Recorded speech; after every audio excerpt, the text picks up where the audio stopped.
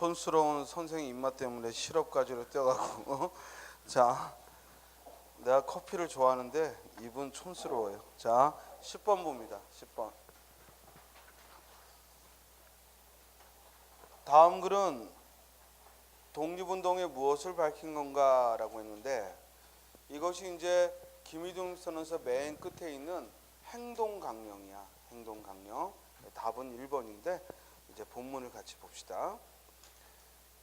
금일 오인의 차거는, 금일 우리들의 이 거사는 정의와 인도와 생존과 존영을 위하는, 그러니까 정의, 인도, 생존, 존영, 어려운 한자어도 아니거든. 이런 걸 이제 밑줄 칠말에 어울리는 한자어가 순서대로 된 것은, 이렇게 묻는 거야. 그러니까 적어도 이 프린트에서 본 것만은 좀 기억하고 복습하자 이 말이에요. 자, 민족적 요구이니 오직 자유적 정신을 발휘할 것이요. 그러니까 자유롭게 해라 이 말이지. 결코 배타적 감정으로 일주하지 마라. 우리 시험에 일주가 즉 올바르지 못한 한자로 출제된 적이 있는데, 봐봐. 달아날 일자, 달릴 주자야. 일주하고 한 일자를 쓸 이유는 없지. 즉 달아날 일자, 달아날 주자. 따라서 일주하지 마라. 뭐야? 달아나지 마라. 배타적 감정으로 달아나지 마라. 이 말은 뭐냐면 자유로운 정신으로 발휘해야지 남을 배척하는 마음으로 하지 마라 이 말이지. 우리가 독립을 원한다고 해서 타민족을 배척하는 이런 감정으로 할 게 아니라 우리의 자유를 위해서 하자. 이해했어요? 그래서 자유적 정신을 발휘할 것이지 결코 배타적 감정으로 일주 달아나지 마라. 달아날 일자입니다. 그 달아날 일자에 보면은 토끼 토자에 달릴 주자가 책받침에 들어있지. 따라서 토끼가 막 뛰어가는 거예요. 그 모습에서 달아나다라는 표현을 쓴 거예요. 그래서 일주하지 마라, 달아나지 마라. 다음, 최후의 한 명까지, 1인까지, 최후의 일각까지, 최후의 한순간까지 민족의 정당한 의사를 쾌히 발표하라. 즉 한순간이라도 한 사람까지라도 민족의 정당한 이 의사 표현을 쾌히 발표하라. 그래서 우리 그 김일성 독립선언 후에 이제 발표한 33인은 일본 경찰에 스스로 찾아가서 자수라는 표현인가? 뭐라고 표현하지 그걸? 자수라고 하나요? 했다면 이제 그 후의 지역들에서는 뒤늦게 이 소식을 듣고 전국적으로 퍼져서, 그러니까 민족 리더라고 하는 33인은 별로 고초를 덜 겪었다면 유관순을 비롯해서 이제 후에 저쪽 아래 지역으로 내려갈수록 피해가 컸다는 거죠. 우리가 항상 역사를 보면 그런 어떤 저항운동도 중심부에 있는 사람들은 도망치거나 아니면 또 먼저 이렇게 자수하거나 해서 피해가 덜한데, 항상 피해는 보통 사람들이 짊어진 거죠. 우리 요새 9시 뉴스마다 그 5.18 때 실제로 총기를 쏘고 심지어는 뭐 이거 뭐야 TNT까지 설치하고 또 코브라 헬기까지 어제는 또 떴다고 방송에 나오던데, 그때도 누가 많이 죽었어?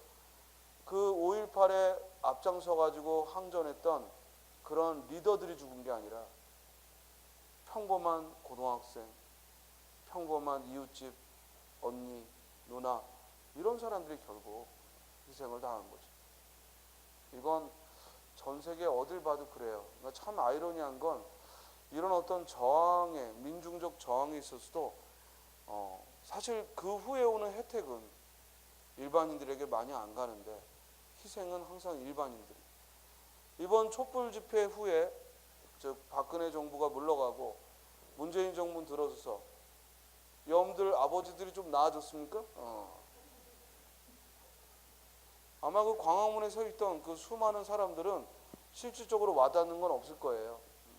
다만 이제 우리가 뭔가 해냈다는 자부심이 있을지 몰라도 그 혜택은 누가 가져갔지? 문재인 주변에서 열심히 따라다니던 놈들. 개 중에는 훌륭한 사람도 있지만 쓰레기 같은 새끼들도 가끔 있는데 그런 것들도 한 자리씩 해먹는다고 또 주변에 빌붙어가지고 이렇게 뛰어다니는 놈들. 항상 그래요. 역사라는 게. 자, 10번에 이제 세 번째. 원래 이 행동 강령이기 때문에 모두 뭐야? 1 이러면서 다짐하는 거죠. 하나 둘 셋이 아니라. 이해돼요? 일체의 행동은, 모든 행동은, 일대 일체는 명사죠. 모든 행동은 가장 질서를 존중하여 우리들의 주장과 태도로 하여금 어디까지든지 광명정대, 한자 어렵지도 않아. 광명정대 뭐야? 떳떳하게 하라는 얘기.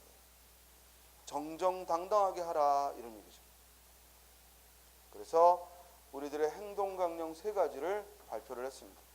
그래서 기미독립선언서는 아마 최남선이 썼고 이 마지막 행동강령은 한용운 선생이 썼고 이렇게 알고 있는데 그런 건 시험에 안 나오죠. 한국사회는 나오려나? 나와요? 아주 유치한 문제를 내는구나. 자, 그래서 이 행동강령 세 가지를 이렇게 발표했습니다. 자, 이제 여러분들이 좋아하는 훈민정음으로 가보죠. 훈민정음. 우리가 세종대왕께서 어떻게 또 우리말을 만들었는지 훈민정음을. 자, 훈민정음은 15세기 글이죠. 15세기 글이요. 우리가 국어의 역사를 어떻게 나눈다? 국어의 역사를 4개의 시기로 나누는데 먼저 고대국어, 그리고 중세국어,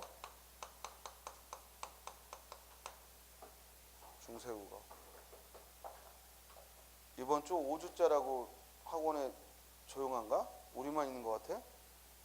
자, 중세국어. 넓은 의미로 인생에 5주가 어디 있겠냐? 항상 매일매일이. 자, 중세국어. 그 다음 뭐야? 근대국어. 분위기가 오늘 대장도 안 나올 것 같은데? 우리만 처박아 놓고. 자, 근대국어. 그 다음에 뭐야? 현대국어. 하긴 안 오는 게 심적으로는 편하죠. 자, 그래서 현대국어. 그래서 이렇게 4가지. 고대국어, 중세국어, 근대국어, 현대국어. 그죠?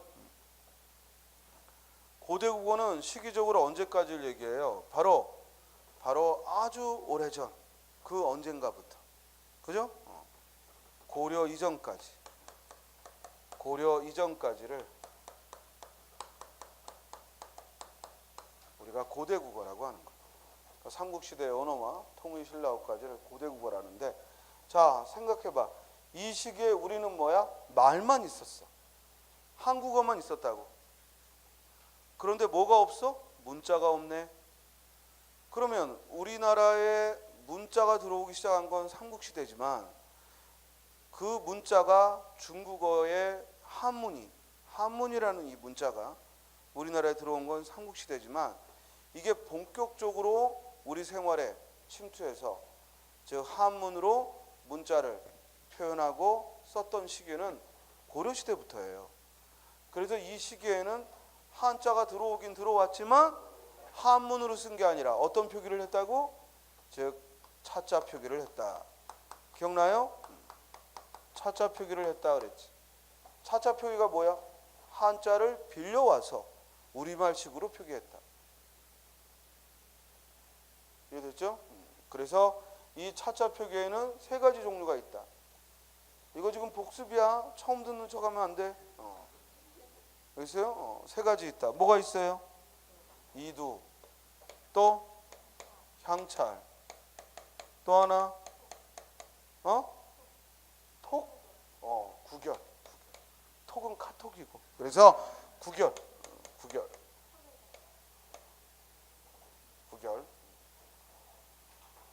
얼마 전에 카톡 카톡에 무슨 카톡 채널 뭐 이런 거 4번만 들어가도 출석하면 이모티콘을 새로 준대. 그래가지고 연락이 사흘 동안 들어갔어. 그런데 공짜로 주는 게 정말 공짜 같은 걸 주고 있어. 거지 같은 새끼들 이왕 주려면 그것도 2,000원 3,000원이에요. 그 이모티콘 거 조그만 거 뛰어다니는 거. 근데 그거를 공짜로 준다길래 4번 들어가는 거 뭐가 어렵겠냐 해서 4번 들어갔지.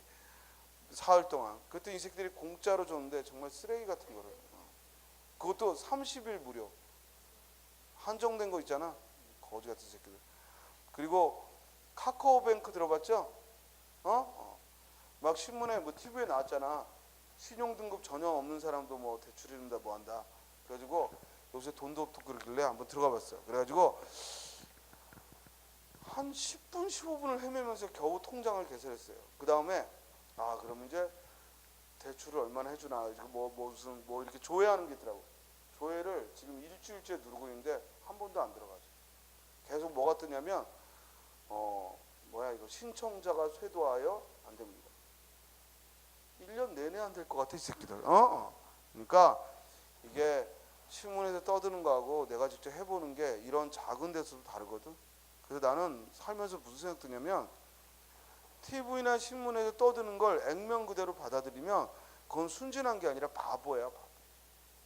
그리고 또 하나, 남들은 쉬워 보이지만 내가 뭘 할 때는 힘든 거야. 그러니까 이런 합격한 애들이 뭐 인터뷰하거나 이런 걸 어디 신문이나 인터넷에서 봤다. 가만히 보면 뭐 다들 그냥 무난하게 한 것 같지만 남들 얘기고 내가 막상 공부를 할 때는 힘든 거야. 그리고 스님이 지켜본 학생들은 누구 하나 편히 합격한 사람은 없어. 그 기간이 길고 짧은 건 있겠지만 다들 고만고만한 고민과 고만고만한 눈물과 그리고 또 뭐 즐거울 때도 있고 어쩔 때는 막 그냥 흥분돼가지고 내가 조그마한 합격했구나 이런 날도 있고 또 어떤 날은 나는 안 돼. 아는 것도 다 틀리는 것 같고 이런 날도 있고 그러면서 이제 끝까지 간 사람이 합격하는 거지 처음부터 늘 자신감에 쌓여서 아침부터 밤까지 계획표대로 공부 다 하고 그게 한 달 매달 그런 사람은 선생님이 본 적이 없어요. 그러니까 여러분들도 중요한 건 그거야. 늘 한결같이 항상 시험에 대해 생각하며 공부한다. 이건 힘들어. 그러나 멈추지 않고 한 걸음 한 걸음 가면은 반드시 합격할 거. 그리고 그 불안감이 극도에 다다라서 정말 문제 하나도 내가 못 풀 것 같고 아는 게 아무것도 없는 것 같고 그럴 때가 합격의 직전이야. 이해돼? 항상 합격의 직전에는 그런 초조함이 오는 거야. 근데 시험 전날 내가 왠지 내일 붙을 것 같고 내일 풀면 다 맞힐 것 같고 이러면 넌 게임 끝이야. 원래 마음이 극도로 불안해지는 상태가 오는 순간 합격의 직전이다. 그러니까 거기서 주저앉지 말고 그럴 때 스님 말을 꼭 기억해. 너무너무 불안하고 아는 게 아무것도 없는 것 같고 이러면 내가 합격할 때가 됐구나 이렇게 생각하면 돼요. 자, 이두, 향찰, 구결이야. 이두는 어디에 쓰는 거야? 공문서를 작성할 때. 그리고 향찰은 향가 표기에. 구결은 한문학습에. 한문학습에 일반인들이 쓰던 걸 구결이라고 해요. 자, 이와 같은 차자 표기의 원리는 한자를 가져와 중국어의 어순대로 쓴 게 아니라 우리말 어순대로 썼고, 즉 주어, 목적어, 서술어라는 우리말 어순대로 썼고, 우리말의 실질 형태소는 뜻을 빌려오고, 그리고 형식 형태소는 음을 빌려오는 이런 표기를 차자 표기라고 한다. 그 다음 이제 중세국어는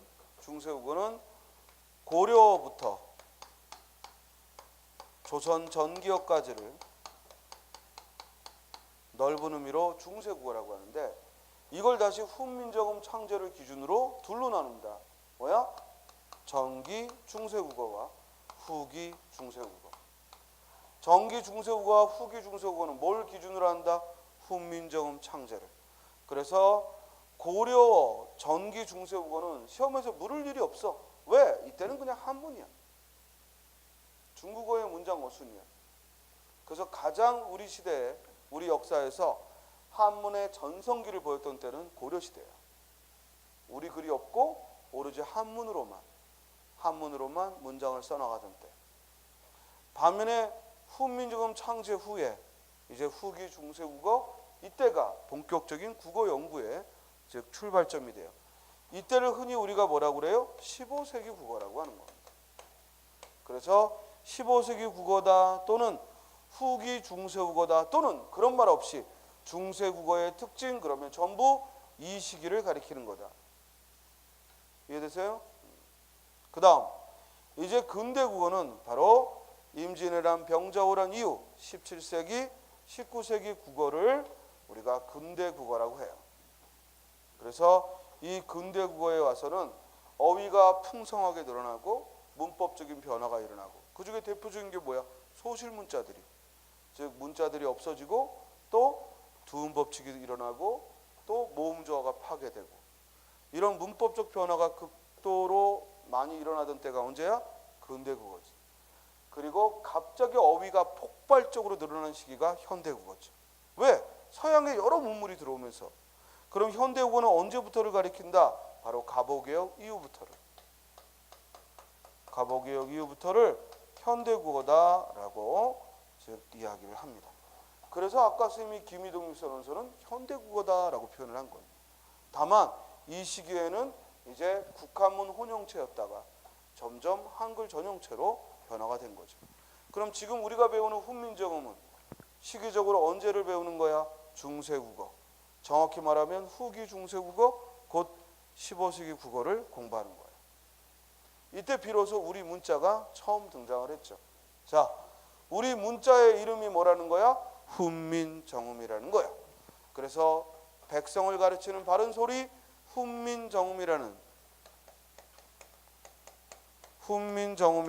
이 단어가 바로 우리 문자의 이름이죠. 동시에 이 훈민정음이라는 제목이 쓰여져 있는 책도 있죠. 그 책이 바로 뭐야? 훈민정음의 해설서지. 그 해설서를 우리가 뭐라고 불렀어? 해례본 훈민정음.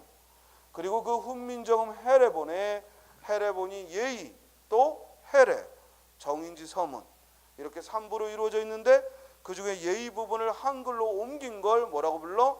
훈민정음 언해본이라고 부르고 그 언해본 훈민정음이 지금 우리가 보게 되는 나란말씀이라는 이 문장이 바로 그 언해본 훈민정음을 가리켜. 그리고 이 훈민정음 해례본은 훈민정음을 발표했을 때 동시에 함께 책으로 냈지만 이 훈민정음 언해본은 세월이 흐른 다음에 세조 때 가서 어느 책에 수록해놨다고? 월인석보 첫머리에 수록했다라고 했죠. 기억나요? 선생님이 2달마다 이건 꼬박꼬박 설명을 하니까 여러분들이 또 나중에 또 들을 기회가 있고 또 가서 복습할 때 즉 훈민정음에 관한 기본적인 기초적인 지식 한 번 더 복습하기 바랍니다. 오늘은 해석 중심으로 보죠. 자, 훈민정음의 언해본 그 첫머리 나란말싸미부터 즉 따라민이라까지 이는 주제가 뭐라고요? 훈민정음의 창제의 취지가 훈민정음 창제의 3대 정신이 담겨 있다고 했습니다. 그 3대 정신이 뭡니까? 자주, 애민, 실용. 자주, 애민, 실용에 3대 정신이 들어있다. 그러면 문단을 이제 자주, 애민, 실용이라는 3대 정신으로 구별을 하면 나란말싸미 등교에 따라 문자로 서로 사마띠 아니할세 우리 프린트에서는 니은까지 아니 기억까지 사마띠 아니할세 여기까지가 뭐라고요? 자주 정신. 다음 이런 전차로부터 밑에서 세 번째 줄 28자를 맹가노니 여기까지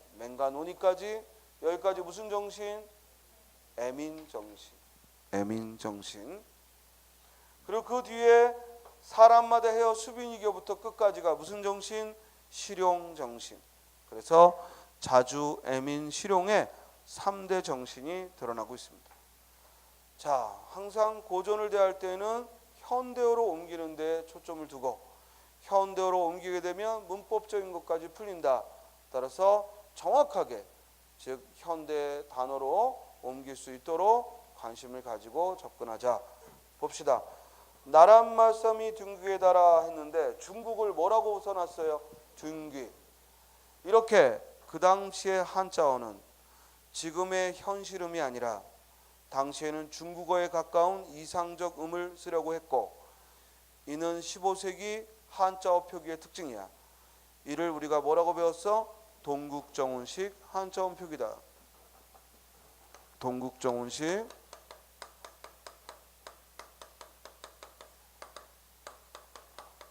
한자어 표기다 라고 배웠죠.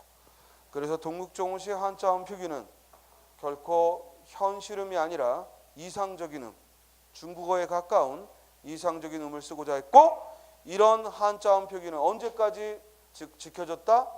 15세기만 지켜진 거예요. 왜 빨리 사라졌죠? 불편해서. 그렇죠? 불편하니까. 다음. 그 글자들을 가만히 봤더니 왼쪽에 점이 찍혔네. 점이 찍히기도 하고 안 찍히기도 하고 이걸 뭐라고 부른다? 방점, 사성점이라고 부른다고 했죠. 즉 당시에는 비분절 음으로써 뭐가 쓰였다? 사성법이 쓰였다. 그럼 이 점은 뭘 표시한 거다? 소리의 길이야 높낮이야? 높낮이를. 소리의 높낮이를 표시한 것이다. 자, 본문 봐요. 나란 말씀이 현대어로 옮기면 뭐예요? 나라의 말이. 나란 말씀이라는 말을 나라의 말이라고 옮겼어요. 그러면 이렇게 현대어로 옮겼으니까 이 당시의 표기 규정을 우리가 확인해 볼 수 있죠. 현대어는 표의주의야. 즉 체험과 조사를 구별하는 거야. 그런데 15세기 때에는 체험과 조사를 구별하지 않고 발음 나는 대로 표기했음을 알 수 있죠. 이와 같은 표기를 우리는 뭐라고 했다? 연철 표기 또는 다른 말로 표음주의 표기. 즉 15세기 표기의 규정은 표음주의였다. 연철 표기였다. 소리 나는 대로 적는 거였다 이 말이야. 그래서 다른 말로 또 뭐라고도 불러? 이어적기라고 부르죠. 형태 위주가 아니라 바로 소리 나는 위주로 발음 나는 대로 적는 표기가 15세기의 룰이었고 현대 국어의 룰은 뭐였다? 이와는 달리 분철 표기였고 분철 표기고 표음주의가 아니라 뭐야? 표의주의고 표의주의란 형태소를 밝혀 적는다 이 말이야. 따라서 형태소별로 끊어 적는 거라 뭐라고도 불러? 끊어 적기. 끊어 적기라고 부르는 거죠. 그렇죠? 그래서 15세기 표기 규정은 연철, 즉 표음주의, 이어적기 규정이었다. 나란 말씀이 둥국에 달아 중국과 달라서 일단 중국을 둥국이라고 읽은 건 동국정운식 한자음 표기고 이를 현대어로 옮겼더니 중국과 달라서라고 했으니까 둥국에 할 때 에는 바로 이 비교문이었다. 비교 부사격조사 과와 같은 역할을 한 거죠. 즉 중국과 달라서 비교문이다 이거야. 시험 문제에 나란 말씀이 둥국에 달아 이와 문장의 구조가 유사한 거 그러면 비교문을 찾아야지. 즉 중국과는 달라서 문자와로 문자 할 때도 받침에 글자 자자니까 받침이 필요 없는데 일부러 받침을 적었지. 이렇게 동국정운식 한자음 표기는 현실음이 아닌 이상음으로 표기하거나 받침이 없는 글자에도 뭐야? 일부러 받침을 적는 거지. 즉 문자와로 이때 문자는 뭘 가리켜? 한자를. 한자와는 서로 사마띠 아니할세 이때 사마띠 아니할세 현대어로 옮기면 통하지 않음으로, 통하지 아니함으로, 않음으로. 즉 나라의 말이 우리 국어가 중국어와는 달라서 한자로는 뜻이 통하지 않으므로. 자, 사마띠라는 글자는 지금은 쓰지 않는 말이야. 그러므로 지금은 쓰지 않는 말은 이렇게 현대어 풀이를 시험에 묻죠. 그리고 이것의 원문이 한문으로 쓰여 있는 후민정음 해례본이니까 그 한문에 통하다라는 의미의 한자어가 뭐냐? 통할 통자. 최소한 이건 암기해야죠. 통할 통자가 쓰였다. 그래서 사마띠 하면 통하다라는 뜻이고, 즉 통할 통자를 통할 통자로 원문에는 써 있죠. 통하지 않으므로. 여기서 또 하나 중요한 건 아까 이 훈민정음의 표기 원칙을 보여주는 첫 단어가 말쌈이라는 단어였다면 왜 체험과 조사를 구별하지 않고 썼으니까 이제 이와 같은 연철 표기를 함으로써 받침에 모든 자음을 받침에 쓸 수 있다고 했음에도 불구하고 8개의 받침만이 허용됐고 그걸 우리가 팔종성이라고 하는데 그 팔종소의 첫 번째 증거가 되는 게 바로 이 사마띠라는 단어다. 왜냐하면 사마띠는 본래 치읓 받침이 들어가는데 사맞다 하고 치읓 받침이 들어가는 말인데 치읓을 쓰지 않고 뭘 썼어요? 시옷을 썼어요. 이건 그 당시에 받침 규정, 받침 규정이 뭐였다? 팔종성이었음을 보여주는 거예요. 이 팔종성, 즉 기역, 니은, 디귿, 리을, 미음, 비읍, 시옷, 이응 이렇게 8개면 받침으로 충분하다는 얘기는 이 연철 표기를 하다 보니까 동시에 받침 규정은 뭐였다?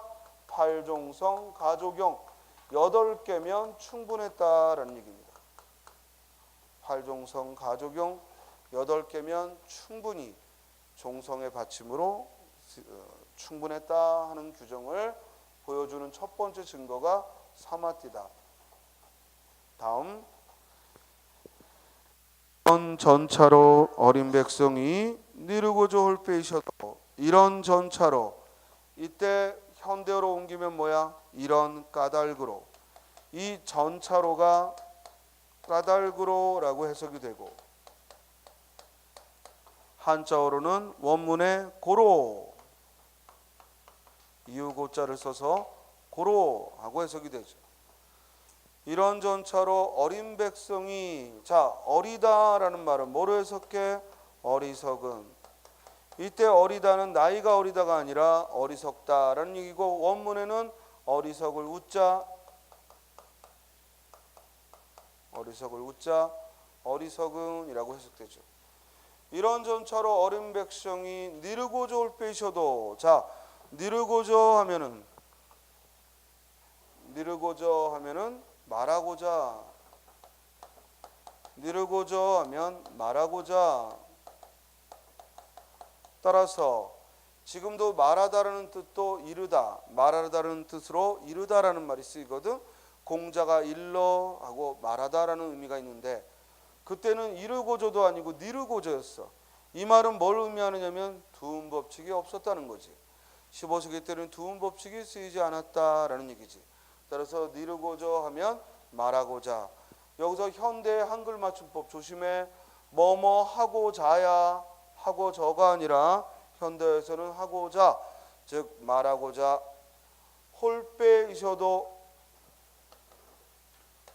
홀빼이셔도 했을 때 현대어로 옮기면 뭐야? 하는 바가 있어도 말하고자 하는 바가 있어도. 그러면 이때 홀빼할 때 리을 여린이었음 홀빼할 때 리을 여린이었은 뭐뭐 하는 하고 는으로 해석을 했으니까 이때 리을 여린이었은 어떤 어미로 쓰였다? 관형형 어미로 사용이 되었고 또한 배라는 이 낱말이 뭐뭐 하는 바가 라고 해석을 했으니까 이 배는 바라는 의존명사에 뭐가 온 거다?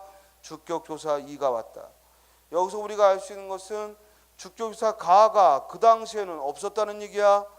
15세기 때는 주격조사 가가 없었다는 건 여러 번 시험에 물었지. 그때는 가가 없고 대신 뭐를 썼다? 이응이 없는 이모음을 썼다.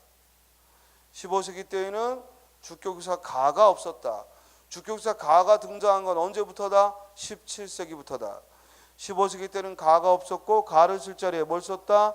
즉 이응 없는 이모음을 주격조사 가를 대신에 쓴 거죠. 즉 홀빼이셔도 하는 바가 있어도 마침내 제 뜻을 자기의 뜻을 제 뜻을 했을 때 비읍디귿이 첫소리에 쓰였죠. 우리 비읍디귿을 뭐라고 배웠어? 합용병서. 같은 자음을 나란히 쓰면 뭐라고 그래? 각자병서. 서로 다른 자음을 나란히 쓰는 걸 뭐라고 그래? 합용병서. 이 합용병서는 현대국어에도 받침에 쓰이지만 15세기 때에는 어두에도 쓰였다. 이걸 그래서 뭐라고 부른다? 어두자음군. 그래서 15세기 때에는 어두자음군이 사용되었구나. 그러니까 이 후민정 공부하면서는 현대어와 뭐가 다른가, 어떤 점이 다르고 어떤 점이 변화했는가, 이런 점을 의문을 가지면서 봐야 돼. 그랬어요? 즉 15세기 때는 어두자음군이 사용되었구나 하는 걸 알 수 있어. 또한 이 제라는 말을 자기의, 지금 같으면 그냥 제라고 쓰면 되지만 그때는 제라는 말이 없었다. 그래서 이 제는 저라는 대명사에 이모음이 온 거고, 이때 이모음은 관형격 조사 의와 같은 역할을 했다. 관형격 조사 의와 같은 역할을 해서 자기의 뜻을, 제 뜻을 싫어 펴지 못할 놈이 아니라 능히 펴지 못하는 사람이 많더라. 즉 싫어 펴지 못할 놈이 아니라.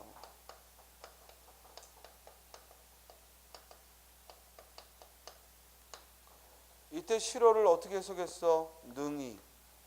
그래서 원문에는 어떤 글자가 쓰였다? 능할 득자. 능할 능자가 아니야. 능할 득자. 이 득자가 얻다라는, 얻을 뜻, 얻다라는 뜻도 있지만 능하다라는 뜻도 있다. 따라서 능할 득자를 원문에 썼죠. 싫어 펴지 못하는 사람이. 자, 펴지는 지금은 뭐라고 써? 펴지. 그러면 펴디가 펴지로 변하면 무슨 현상? 국의 음하야. 디귿이 이모음 앞에서 지읒으로 바뀌는 국의 음하야. 그러면 바꿔 말하면 15세기 때는 국의 음하가 일어나지 않았다. 15세기 때는 국의 음하가 일어나지 않았음을 말하는 거죠. 못하는 놈이 아니라 놈은 사람, 즉 못하는 사람이 많더라. 자, 우리 국회직 문제, 고와 현대어의, 즉 고가 지금 현대어와 모양이 같은데 뜻이 다른 걸 지난번 국회직 구분 문제에도 질문을 했는데요. 하다와 하다가 달라요. 아래아를 쓴 하다는 지금의 하다야, 행동하다. 그러나 암호음을 쓴 하다는 지금의 하다가 아니라 무슨 뜻? 많다. 많다라는 의미고, 아래아를 써서 하다라고 해야 지금의 행동한다라는, 할위자 행동한다라는 뜻이 되는 거예요.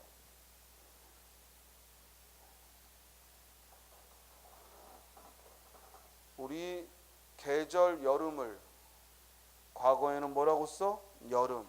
니은이 들어가면 이건 계절 여름을 말하는 거야. 그러나 그 당시에 여름하고 써놓으면 이건 뭘 말한다? 용묘천가 2장에 보면 불이 깊은 난간 바람이 아니밀세 곧되었고 여름하나니 꽃이 좋고 열매가 많다. 열매라는 의미로, 열매 실자 열매라는 의미로 쓰였다라는 거예요. 이번 국회직 9급에 물었던 거죠. 여름은 여름을 반면에 지금 표기와 같은 여름은 뭘 말한다? 열매를. 이해됐어요? 또 지금의 표기와 같은 소는 이건 연못이고 지금처럼 소를 말하려면 뭐야? 그때는 쇼라고 썼다. 쇼. 그래서 소가 연못을 말한다면 지금의 소와 같은 뜻은 쇼라고, 이중모음 요를 써서 쇼라고 표기했어. 자, 금방도 하나 배웠지? 암호음을 써서 하다는 무슨 뜻이라고? 많다라는 의미고, 반면에 아래아를 써서 하다는 무슨 뜻? 행동한다라는 뜻이야. 지난주 토요일 날도 국가직 7급 시험이 치러졌죠. 바로 일요일 날 문제가 공개됐고, 그죠? 여기서 혹시 풀어본 사람 손 들어. 국가직 7급 문제 한 명도 없지? 그러면 7급 시험을 치러서 문제를 프린트해 놓은 사람 손 들어봐. 안 풀어도 좋으니까. 자, 합격하려면 남들과 똑같으면 안 돼. 무슨 말인지 알겠어요? 지난주 토요일에 봤다는 것도 모르는 사람이 많을 거야. 어떻게 남들과 똑같이 하고 나만 합격해? 말이 안 되잖아. 그거는 운 아니야, 그렇게 되면? 알겠어요? 똑같은 노력했는데 누군 되고 누군 안 돼. 그럼 그거 운이지. 그게 왜 실력이야? 공무원 시험은 실력으로 판가름 나는 거야. 뭔가 남들보다 다른 게 있어야 될 거 아니야. 알겠어요? 아니, 남들보다 뭔가 한 가지는 좀 더 부지런하거나 좀 더 많이 보거나 좀 더 어떤 과목에서 우월하거나 뭐가 있어야 네가 먼저 합격하지. 그냥 마음만 내가 먼저 했으면 이걸로 되나? 그럼 그건 운이지. 막 기도발로 돼요? 그럼 운이죠. 이게 우리 학원만의 문제가 아니야. 선생님이 일주일 내내 물어봐도 아무도 선생님이 해주기 전까지는 아무도 관심이 없어. 많이 반성해야 돼. 7급 문제는 9급 문제 무조건 두세 문제는 똑같은 게 나와. 항상 그랬어. 그거보다 더 좋은 예상 문제는 없어. 근데 그거 안 보고 뭘 볼 거야? 마지막에 뭐 하는 무슨 적중 이런 거 다 소용없는 거야. 그건 그냥 말장난이야. 실제 중요한 건 우리 시험과 무관해 보이는 저런 국회직 8급 문제, 국회직 9급 문제, 또 7급 국가직 문제, 7급 지방직 문제, 이런 게 다음에 우리가 9급 시험을 볼 때 중요한 예상 문제들이 거기 이미 다 나온다고. 아유, 뭐 때 되면 선생님이 또 해주잖아요. 안 해주면 어떡할래? 그리고 국어, 영어, 한국사 또는 기타 행정학, 행정법 뭐 9급하고 7급하고 공통되는 거 선생님들이 다 해줄까? 아니, 같은 선생님들도 기출문제를 중시하는 스타일이 있고 그러지 않은 선생님들도 있거든. 그거는 이제 선생님들의 가치 판단인데, 같은 국어 선생님들도 다를 수 있어요. 선생님은 무조건 기출문제 중심주의야. 왜? 아니, 그것만 하면 95점은 나오는데. 대신 같은 기출문제를 어떻게 보느냐가 다른 거지, 기출문제 그 자체가 똑같이 나오지는 않아. 똑같이 나오면 그건 말도 안 되지. 그러나 우리 시험은 문제은행이야. 문제은행이 뭐야? 미리 문제 내놓은 데에서 뽑아 쓰는 거야. 알겠어요? 그 안에서 7급 문제 가져다 쓰고 9급 문제 가져다 써. 그리고 소방직 문제 가져다 쓰고 경찰직 문제 가져다 써. 다음에 오는 놈이 꼭 그거 다 빼고 쓰라는 법이 없거든. 대신 답까지 똑같지는 않아. 그러나 유형이 비슷하다. 그거보다 더 좋은 예상 문제가 어디 있는데. 특히 공통 과목인 국어, 영어, 한국사는 정말 기출 문제가 중요한 거예요. 정말 거기 쓰인 마침표 하나도 소홀히 하지 말고 봐야 돼요. 그러면 웬만한 문제집보다 훨씬 낫다는 거예요. 자, 그래서 좀 관심을 갖고, 아니, 수험생, 지금 내가 수험생이라는 신분이잖아. 그럼 제일 중요한 게 뭐야? 수험 정보지. 그 수험 정보라는 게 뭐야? 그 수험생들이 모여서 공무원 봉급 얼마래요? 이런 게 정보가 아니야. 그건 합격하면 받을 건데 뭐 지금도 난리야. 알겠어요? 수당이 얼마래요? 그런 거 네가 궁금해하면 뭐해? 수험생인데. 합격하면 다 그냥 찍혀서 나올 텐데. 너만 덜 주고 더 주는 거 아닌데. 나는 그런 거 관심, 물론 그 관심도 뭐 그럴 수 있어. 그러나 맨 그런 거나 주고받, 그건 정보가 아니죠. 그건 그냥 마음의 뭐야? 쓰레기를 서로 주고받는 거야. 시험에 필요한 정보는 딱 두 개. 언제 시험 보는지, 언제 원서 제출하는지, 그리고 시험 본 문제가 뭔지. 알겠어요? 이게 우리에게 필요한 정보야. 나머지는 뭐야? 다 쓰레기야. 예상 컷이 얼마야? 쓰레기 같은 얘기야. 내년에 몇 명이나 뽑으면 돼요? 쓰레기 같은 얘기라고. 합격한 애들은 그런 거 관심도 없어. 그냥 공부하는 거지. 물론 친구들끼리 밥 먹으면서 야 내년에 많이 뽑는데 얼마든지 이런 얘기 하지. 그냥 혼자 진지하게 그런 데 가서 살펴보고 바보지. 그런 거 그냥 밥 먹으면서 주고받는 얘기지. 알겠어요? 이번에 예상 컷이 얼마나 돼? 그거는 수험생들끼리 당연히 그런 얘기 하는 거야. 그러나 그런 건 진지한 정보가 아니야. 그냥 주고받는 말일 뿐이지. 그러니까 여러분들이 혼자 공부하면서 관심을 가져야 될 건 바로 그 시험을 언제 치르고 언제 원서 내고 그리고 본 시험이 무엇인가. 이건 꼼꼼히 살펴야죠. 자, 여기 마침내 제 뜻을, 자기의 뜻을 능히 펴지 못하는 사람이 많더라. 이때 한이라는 무슨 뜻이라고? 많다. 아래아가 찍힌 한이라는 뭐라고? 하다라는 얘기고. 내 일을 위하여, 내가 이를 위하여. 이때 나는 누구라고? 세종 자신이지. 그리고 이때는 주격조사 역시 이가 쓰인 거지. 그지? 내라는 말은 나라는 대명사에 주격조사 이가. 왜냐하면 현대어로 내가라고 해석이 되고, 따라서 내 일을 위하여, 이것을 위해, 즉 백성들이 자기 표현하고자 하는 걸 못하는 사람이 너무 많으니까 내가 이걸 해결하기 위해 어여삐 여겨서, 어여삐 뭐라고? 불쌍하게, 어여삐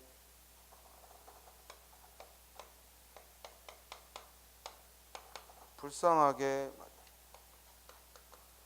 그러니까 원문에 어여삐는 예쁘다가 아니라 불쌍하다 뭐야? 불쌍할 민자, 불쌍하게 여겨.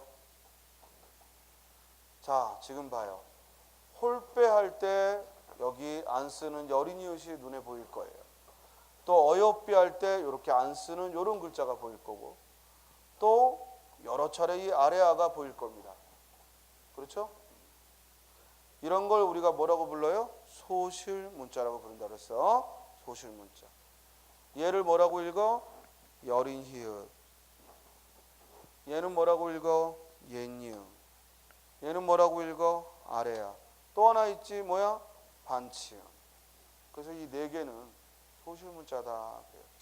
자, 내가 이를 어여삐 여겨 불쌍하게 여겨 새로 28자를 맹가노니, 새로 28자를 만드노니. 여기까지 무슨 정신이라고? 애민정신. 그리고 맹가노니 할 때 맹가난이라고 모음조화를 지키지 않은 건, 모음조화를 지키지 않은 게 아니라 맹가노니의 오모음은 뭐다? 1인칭 높임 선어머럽니다. 왜냐하면 내가 임금이라, 내가 임금이라, 임금은 스스로의 행위에도 높임의 선어머러미를 쓴다. 따라서 맹가노니 할 때 오모음은 높임 선어머럽니다. 질문. 밑줄 친 28자에 해당하지 않는 것은, 밑줄 친 28자에 해당하지 않는 것은, 답은 몇 번? 밑줄 친 28자에 해당하지 않는 거 몇 번? 3번. 이 된소리는 28자에 포함하지 않고 따로 만들었다. 어떤 원리로? 병서의 원리로. 병서법에서 따로 만들었다. 이해됐어요? 밑줄 친 28자에 포함되지 않는 것은 몇 번? 4번. 이건 따로 규정을 정했다. 28제 포함하죠. 어디서? 연서법. 순경음 만드는 법, 연서법에서 따로 이야기를 했죠. 그래서 순경음과 된소리는 각각 연서법과 병서법 따로 규정한 것이다 라는 얘기입니다. 나중에 문제 풀면서 또 얘기하고요. 그 다음 이제 사람마다 해요. 사람마다 해요. 하여금. 이때 해요는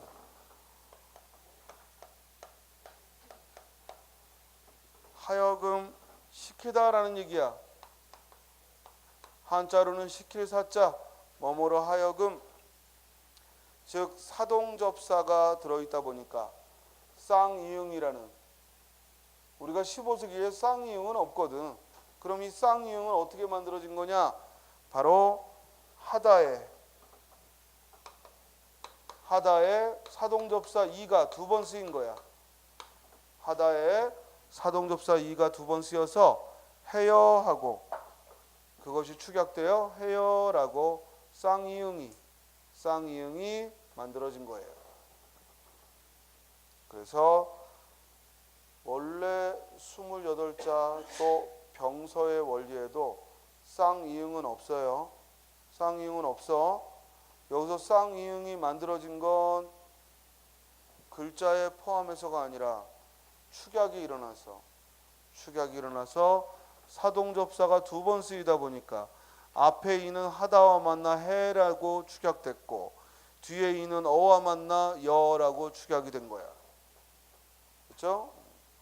사람마다 하여금 수비니겨. 수비 뭐야? 쉽게. 수비하면 쉽게. 자, 이때 사용된 이 글자가 바로 순경음이죠. 순경음 비읍하고 읽으면 되는데 결국 순경음 비읍이 사용된 단어는 현대어에서는 뭐다? 비읍 불규칙의 단어다. 수비는 쉽다라는 얘기니까 현대어에서는 쉽다.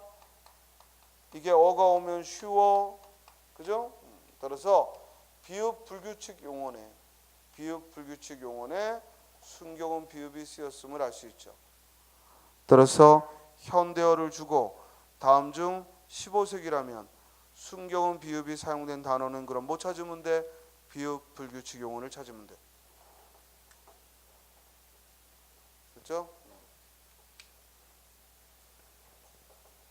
사람마다 하여금 쉽게 여겨서 새로 28자랄 맹가로니 사람마다 해요 쉽게 니겨 하면 뭐라고? 익혀 니겨 하면은 익혀.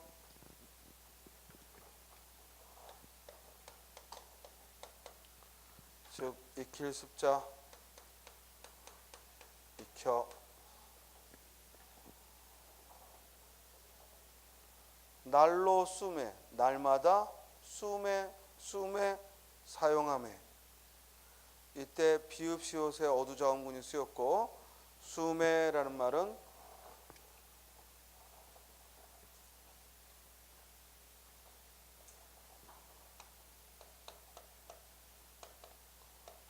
사용함에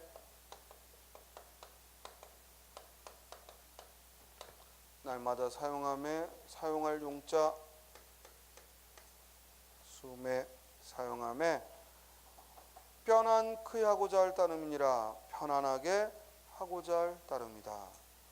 따라서 마지막에 실용정신이 가미됐습니다. 자, 지금부터 훈민정음을 함께 읽고 원문을 읽고 그 다음에 또 해석을 같이 해봅니다. 자, 시작.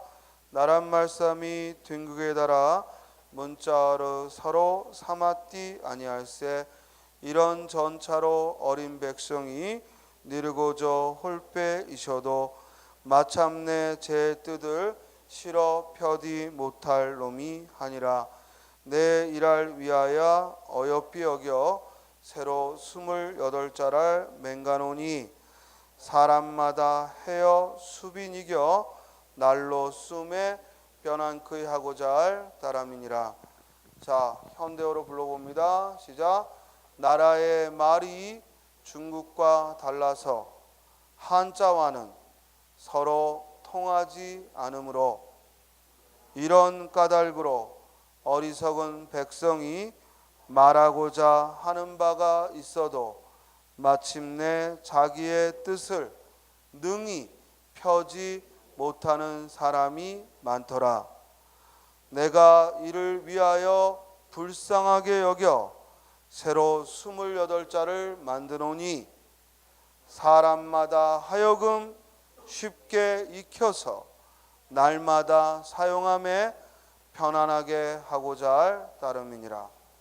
자, 얼른 쉬는 시간에 문제 풀어봐요. 잠깐 쉬었다 합시다.